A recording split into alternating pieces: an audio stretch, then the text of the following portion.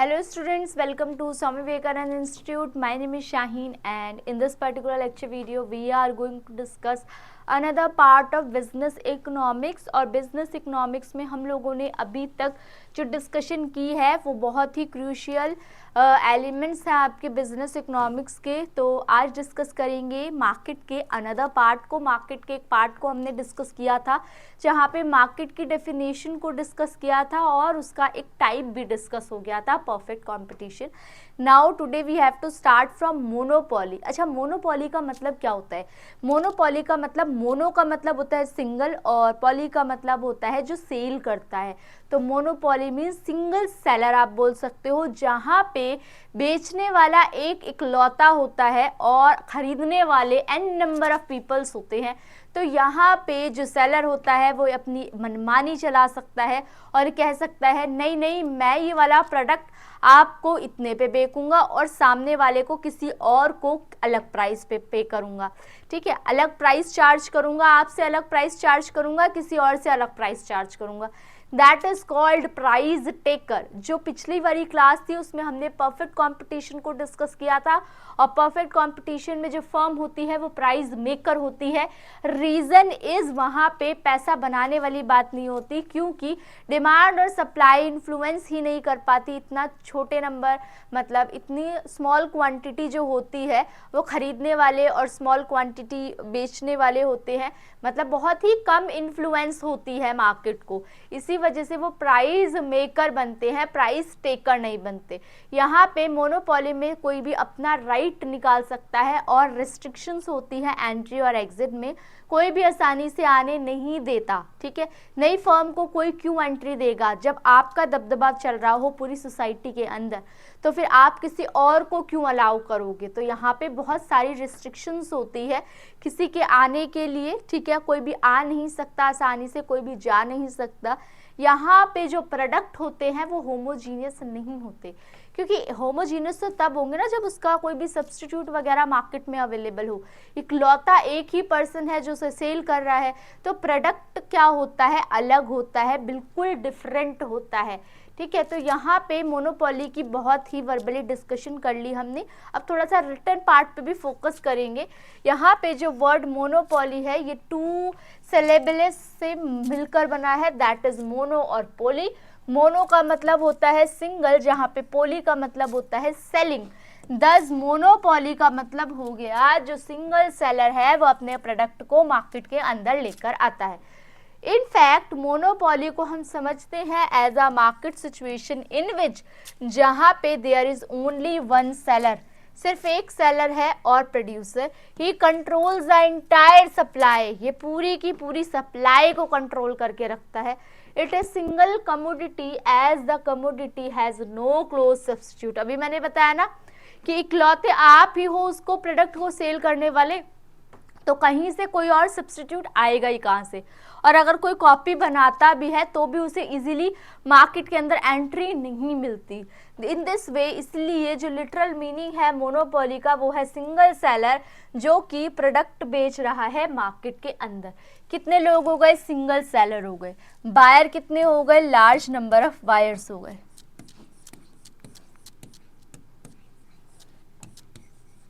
Buyers तो हर time पे ज़्यादा ही रहेंगे। ठीक है, नेक्स्ट क्लास के अंदर ना इसके एमसीक्यूज करा दूंगी इकोनॉमिक्स के, क्योंकि सिलेबस पॉइंट ऑफ व्यू से तो इकोनॉमिक्स ऑलरेडी कंप्लीट हो गया है। अब आपके एमसीक्यू बेसिस पे आपको एक आइडिया लग जाएगा कि अच्छा ठीक है किस टाइप के क्वेश्चंस फ्रेम होते हैं। बाकी शॉर्ट्स वगैरह को फॉलो करते रहो, क्योंकि उसमें अपडेट वगैरह आ रही है कि PYQs कौन कौन से PYQs कॉमर्स के पार्ट के करवाती जा रही हूँ, उनको भी टाइमली गो थ्रू करो। नेक्स्ट इज यहाँ पे मोनोपोलिस्टिक क्या होता है? सिंगल प्रोड्यूसर होता है मार्केट के अंदर। Firm and industry identical.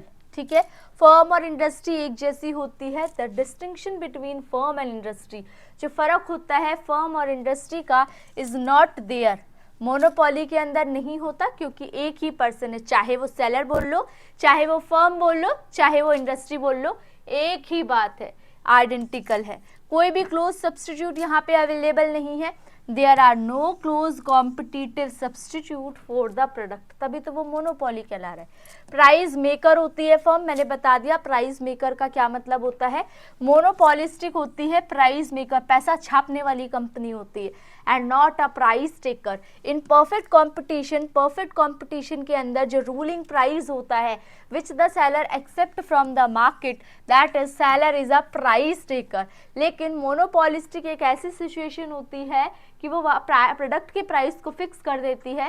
He can also very, यहाँ पे प्राइस फ्लक्चुएट हो सकता है बायर टू बायर, तभी तो मैं बोल रही हूँ ना प्राइस टेकर कैसे हुई, कि आपसे कुछ अलग चार्ज कर सकती है और जो दूसरा पर्सन है उससे अलग चार्ज कर सकती है, ठीक है। तो यहाँ पे बायर टू बायर ही कैन हैव प्राइस डिफरेंशियल्स, ये इंपॉर्टेंट पॉइंट है। तो वो कौन सी मार्केट होती है जहाँ पे प्राइस डिफरेंशियल चलता है, तो वो कौन सी मार्केट होती है, मोनोपोली, क्योंकि ये डिफरेंट पर्सन से डिफरेंट प्राइस चार्ज कर सकती है।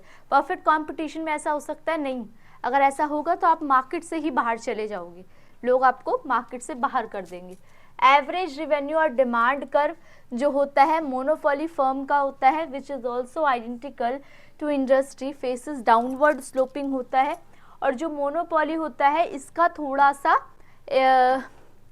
इनइलास्टिक टाइप का होता है, क्योंकि लेस इनइलास्टिक, मोर इनइलास्टिक होता है, क्योंकि ये क्या होता है अपनी डिमांड को ज़्यादा आप फर्दर कर ही नहीं सकते, क्योंकि फर्दर करके जाओगे कहाँ।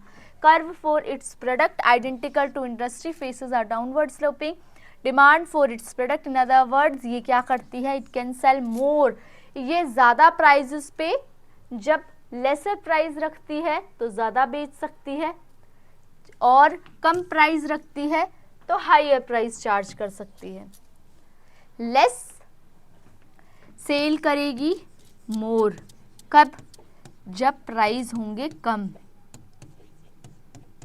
और सेल करेगी लेस जब प्राइस रखेगी ज़्यादा। हालांकि ये भी बोला जाता है कि मोनोपोली में प्राइस की फ्लक्चुएशन से भी ज़्यादा फर्क नहीं पड़ता, लेकिन ऑन एन एवरेज अगर ये बताया गया है तो ये इसलिए बताया गया है कि अगर वो प्रोडक्ट के प्राइसेस को लेस सेल करेगी, मतलब कम रखेगी प्राइसेस को, तो वहाँ पे सेल क्या हो जाएगी, बढ़ जाएगी, ठीक है। नेक्स्ट की तरफ बढ़ते हैं। कोई भी no free entry restriction, there are some barriers, there are restrictions होती है वहाँ पे। The fact that the monopolistic is the selling seller with no close substitute implies that there are barriers।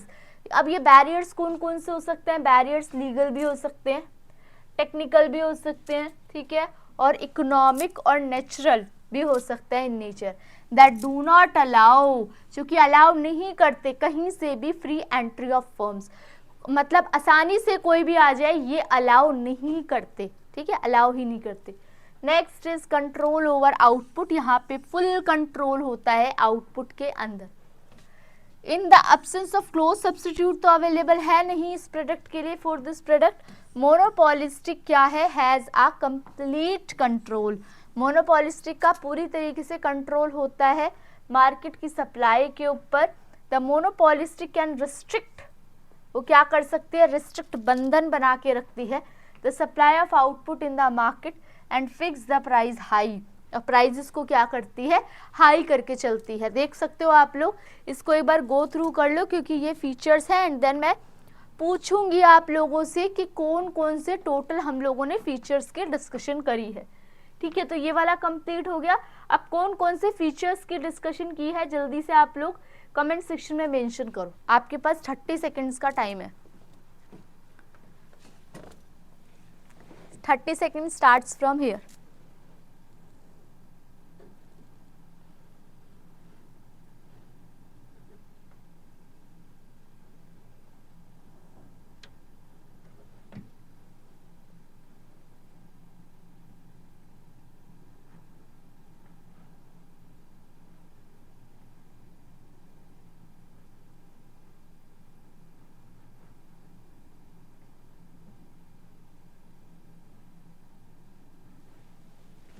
Okay done, now 30 seconds completed.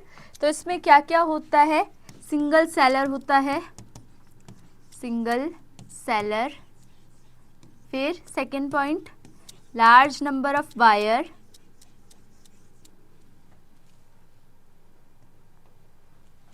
large number of buyers, third price maker,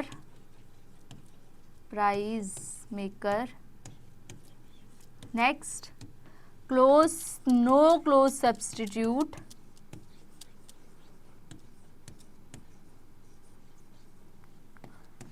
restriction on entry and exit,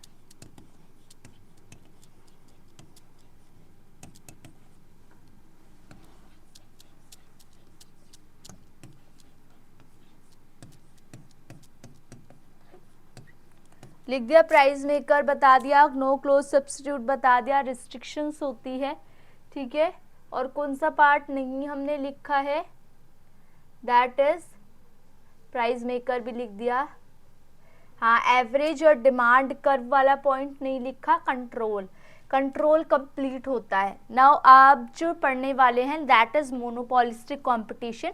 monopolistic competition के अंदर क्या होता है, यहाँ पे भी large number of firms होती है इन रियल वर्ल्ड। अब ये एक पॉइंट है, ये पढ़ लो, ये मैंने पहले भी पढ़ाया था आप लोगों को प्रीवियस क्लास में।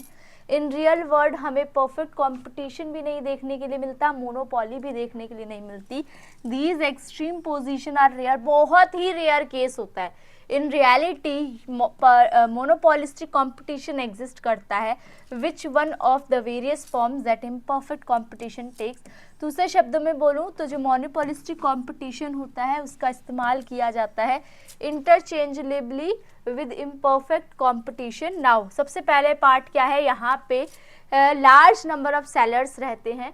Under monopolistic competition large number of firms अपने closely related but not identical product, ठीक है, बिल्कुल हूबहू नहीं है, आइडेंटिकल नहीं है, थोड़ा बहुत क्या होता है चेंजेस होते हैं यहाँ पे।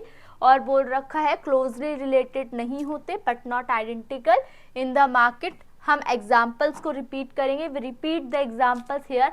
मोनोपोलिस्टिक कंपटीशन में be found in retail trades वगैरह मिलता है।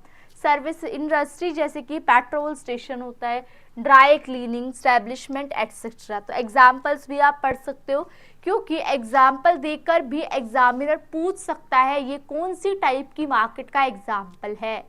तो you have to be keep assure कि आपको हर तरीके से अपनी नॉलेज को बढ़ाना है। नेक्स्ट इज ईच फर्म, हर जो फर्म है वो कंट्रोल करती है कुछ पोर्शन टोटल मार्केट का, पूरी की पूरी तरीके से मार्केट को कैप्चर नहीं करती। Any action on it's part will have little और नो इफेक्ट। मतलब पेट्रोल स्टेशन हैं तो बहुत सारे होते हैं, तो अगर एक में स्टेशन में कोई भी प्रॉब्लम आता है या कोई भी प्राइस का इफेक्ट होता है तो वो पूरी मार्केट को इन्फ्लुएंस नहीं कर पाता, यही बात बोली गई है। नेक्स्ट सेकंड जो इम्पॉर्टेंट फीचर्स है दैट इज प्रोडक्ट डिफरेंशिएशन। अभी तक हमने पढ़ा था परफेक्ट कंपटीशन के अंदर हमने पढ़ा था कि क्या होता है, बताओ जल्दी से बताओ क्या होता है, क्लोज सब्स्टिट्यूट होता है कि नहीं होता, जल्दी से बताओ। क्लोज सब्स्टिट्यूट होता है कि नहीं होता, गुड। परफेक्ट कंपटीशन के अंदर होमोजीनियस प्रोडक्ट होता है, होमोजीनियस प्रोडक्ट होता है, ठीक है। नेक्स्ट इज हमने मोनोपोली पढ़ लिया तो नो क्लोज सब्स्टिट्यूट। और यहाँ पे हम पढ़ रहे हैं प्रोडक्ट अलग अलग होता है, प्रोडक्ट डिफरेंशिएट होता है, प्रोडक्ट अलग हो सकता है, डिफरेंट हो सकता है, ठीक है। मतलब the large number of firm monopolistic competition bring out differentiated product which are not perfect substitute but close substitute हो सकते हैं। थोड़ा बहुत आपस में क्लोजली रिलेटेड होते हैं लेकिन परफेक्टली रिलेटेड नहीं होते। नेक्स्ट इज प्रोडक्ट डिफरेंशिएशन किस तरीके से हो सकता है, प्रोडक्ट में कैसे आप चेंजेस लेके आ सकते हो। तो एक तो बोल रहा है क्वालिटी के बेसिस पे, मान लो ए ग्रेड बी ग्रेड है ना, प्रोडक्ट सेम रहता है लेकिन क्वालिटी में वेरिएशन होती है। चावल के आप देखा ना डिफरेंट टाइप के आपको राइस मिल जाएंगे, ए ग्रेड का बासमती राइस है ना, डिफरेंट क्वालिटी के। तो प्रोडक्ट डिफरेंशिएशन कोई हो सकता है डिफरेंस क्वालिटी के बेसिस पे, स्ट्रेंथ वर्कमैनशिप। प्रोडक्ट डिफरेंशिएशन हो सकता है customer supplementary services along with sale of the product. जैसे कि ऐसा बोला जाता है कि अगर आप आफ्टर सेल सर्विस लेते हो, ये सब लेते हो, तो यहाँ पे प्रोडक्ट अलग कैटेगरी में आएगा, और अगर आप ये सब कुछ नहीं लेते एक्स्ट्रा सर्विसेज तो प्रोडक्ट इस कैटेगरी में आएगा। तो दो कैटेगरी बना दी प्रोडक्ट की, ठीक है। तो एक कैटेगरी है कि आप आफ्टर सेल्स सर्विसेज कोई भी बेनिफिट नहीं ले रहे हो, और एक है जहाँ पे आप आफ्टर सेल्स बेनिफिट ले रहे हो। तो यहाँ पे डिफरेंशिएशन आ गया ना प्रोडक्ट के अंदर। नेक्स्ट इज प्रोडक्ट डिफरेंशिएशन को किया जा सकता है एडवर्टाइजमेंट और पब्लिसिटी के लिए, कि आप किसी प्रोडक्ट की बहुत ज़्यादा पब्लिसिटी एडवर्टाइजमेंट कर रहे हो, किसी की नहीं कर रहे हो। Product differentiation can be brought about through difference in the location के बेसिस पे भी हो सकता है। Premise example, clothes in the boutique and road side store. मतलब एक क्लोथ्स आपने रोड साइड पे आप बेच रहे हो, और उस दूसरे टाइप के जो क्लोथ्स हैं वो आपने बुटीक वगैरह में दे रखे हैं। तो आप डिफरेंट कर सकते हो, आप यहाँ पे प्रोडक्ट को डिफरेंट कर सकते हो। यहाँ पे फ्री एंट्री एग्जिट रहती है। मोनोपोलिस्टिक कंपटीशन में कोई भी प्रॉब्लम नहीं होती। There is no difficulty for a new firm to enter into an existing firm, चाहे वो लीव भी करे। There is large number of relatively small sized firm, जो कि अलाउ करती है कि आप आसानी से एंट्री ले सकते हो या फर्म को लीव भी कर सकते हो from the industry, since the production, जो आप प्रोडक्ट कर रहे हो टेक्निक वो क्या है, सिंपल है, एंड कैपिटल रिक्वायर्ड कम है। अगर कैपिटल वगैरह कम है तो आप आसानी से आ जा सकते हो, क्योंकि अगर कैपिटल की रिक्वायरमेंट ज़्यादा है तो आप आसानी से एंट्री भी नहीं कर सकते और मार्केट से जा भी नहीं सकते, क्योंकि आपने ह्यूज अमाउंट ऑफ इन्वेस्टमेंट्स कर रखी होती है, तो वो भी आसान नहीं होता। तो उन्होंने बोला कि आप एंट्री एंड एग्जिट फ्री कर तो सकते हो, लेकिन उसके पीछे भी रीजंस है कि यहाँ पे सिंपल हो, कैपिटल की रिक्वायरमेंट कम हो, ये आपको आसानी से एंट्री दे सकता है या आसानी से फर्म को लीव करने के लिए भी कह सकता है। Next is oligopoly. ओलिगोपोली से पहले हम सारे फीचर्स मोनोपोलिस्टिक के भी रिवाइज कर लेते हैं। इसमें large number of buyer and seller, ठीक है। यहाँ पे प्रोडक्ट डिफरेंशिएशन होता है।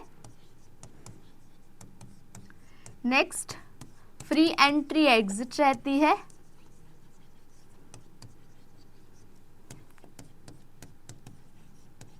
और बताओ इसके अंदर, मतलब प्रोडक्ट डिफरेंशिएशन होता है on the basis of quality के बेसिस पे हो सकता है, या एडवर्टाइजमेंट वगैरह के बेसिस पे हो सकता है ना, या आपका जो प्रोडक्ट है वो आफ्टर सेल सर्विस टाइप की डिफरेंशिएशन हो सकता है।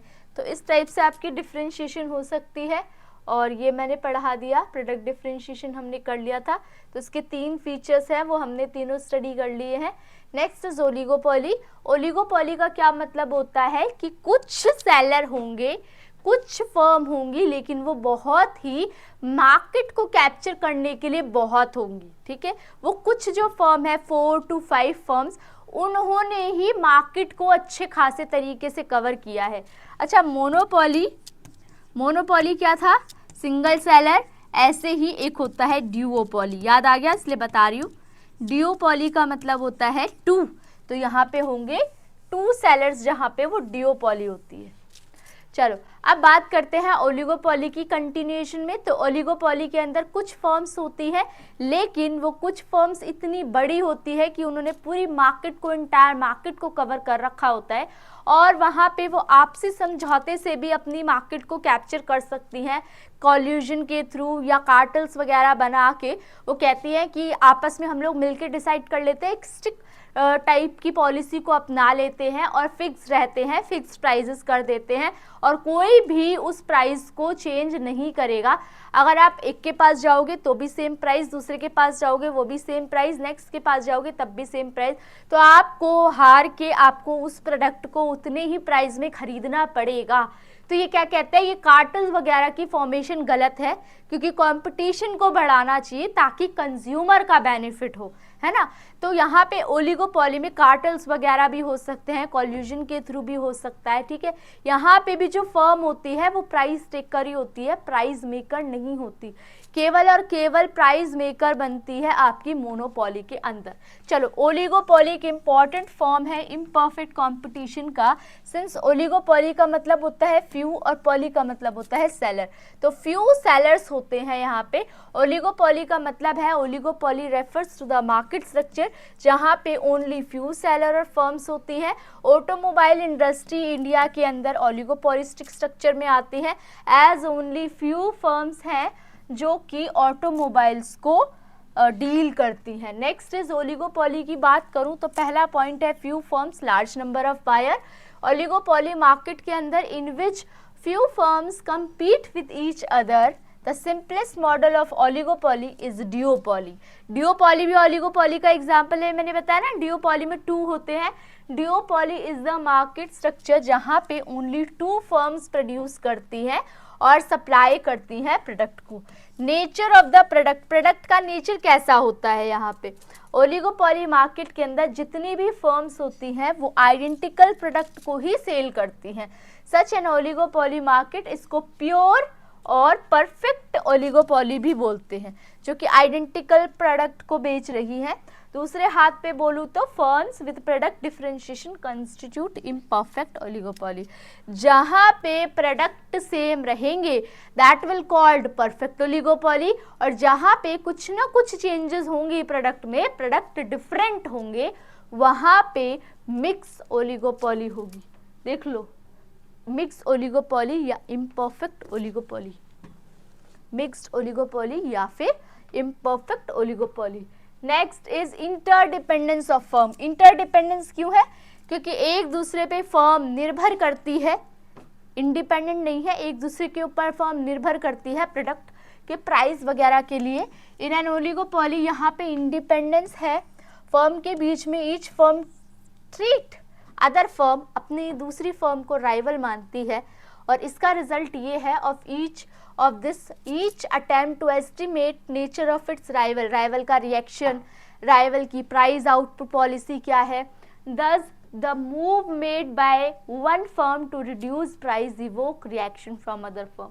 इंटरडिटर्मिनेंट्स, जो ओलिगोपोली फर्म है वो डिमांड कर्व को करती है of the product indeterminate because the firm cannot assume the rival firm will not change their price, और ओलिगोपोली के अंदर ही किंग्ड डिमांड कर्व आता है। ठीक है, किंग्ड डिमांड कर्व इस तरीके से होता है जहाँ पे थोड़ा सा भी चेंज प्राइस में अगर करो तो जो आपका क्वांटिटी है वो बहुत ज़्यादा लेवल पे चेंज हो जाती है। इन other words the firm can not predict, यहाँ पे आप प्रेडिक्ट नहीं कर सकते कि जो राइवल फर्म है वो अपना प्राइस क्या डिसाइड करेगी।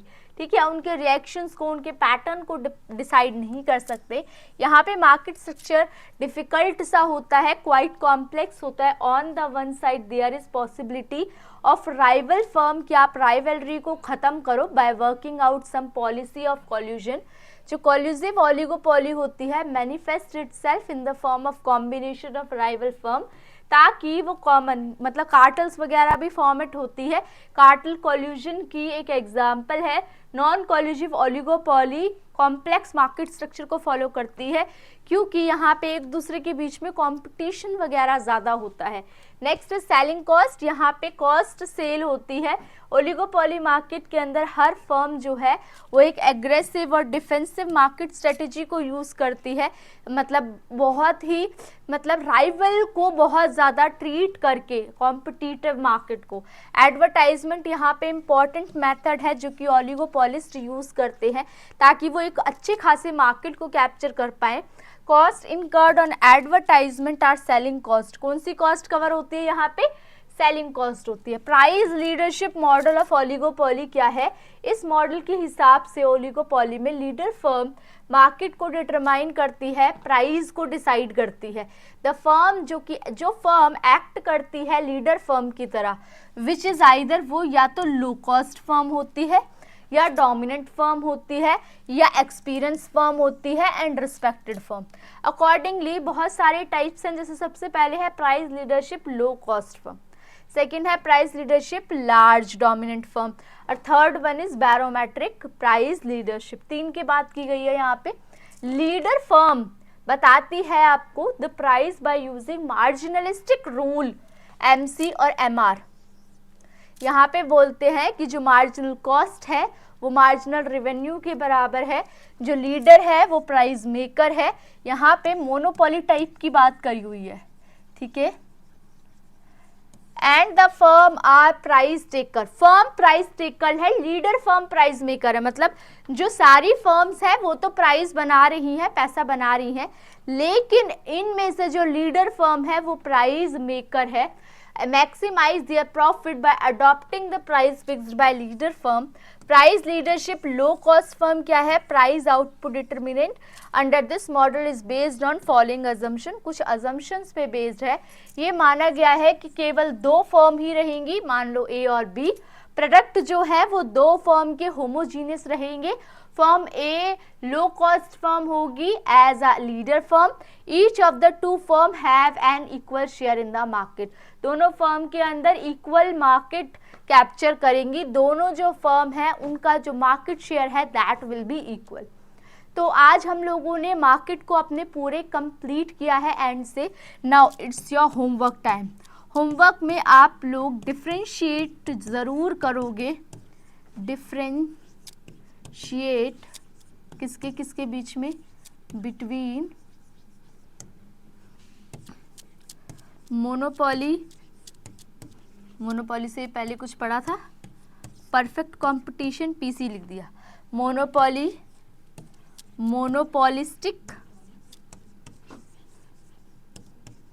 और ओलिगोपोली, इनके बीच में आप डिफ्रेंशिएशन करोगे। और ये PC में कंफ्यूज मत होना, दैट इज परफेक्ट कंपटीशन। इनको अच्छे से डिफ्रेंशिएशन अपनी नोटबुक में मेंशन करना, ठीक है, और इसके 2-2 पॉइंट कमेंट सेक्शन में भी मेंशन करना। That's your homework. और इकोनॉमिक्स के MCQs के साथ आप लोगों से नेक्स्ट लेक्चर में मीटअप करते हैं। और कोई भी टाइप का डाउट हो तो आप लोग कमेंट सेक्शन में मेंशन कर देना। Okay, thank you for watching.